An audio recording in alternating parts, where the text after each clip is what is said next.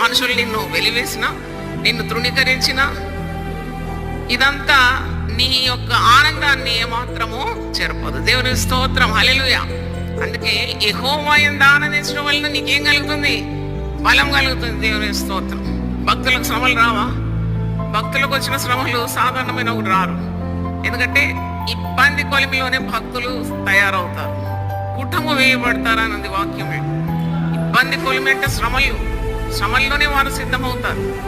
ఒక ఆయుధాన్ని తయారు చేయాలంటే నిప్పు కావాలి, ఒక నగను తయారు చేయాలంటే నిప్పు కావాలి. పరిశుద్ధ గ్రంథంలో ఉంది, బంగారమునకు కొలిమి తగినది, అతని నలుగగొట్టుటకు యెహోవాకు ఇష్టమైనది, వెండికి మూస తగినదంట. ఇబ్బంది కొలిమిలో నన్ను పరీక్షించినాడని భక్తుడు అంటున్నాడు. అయితే ఈ శ్రమలకు క్రైస్తవులు ఎప్పుడు భయపడరు.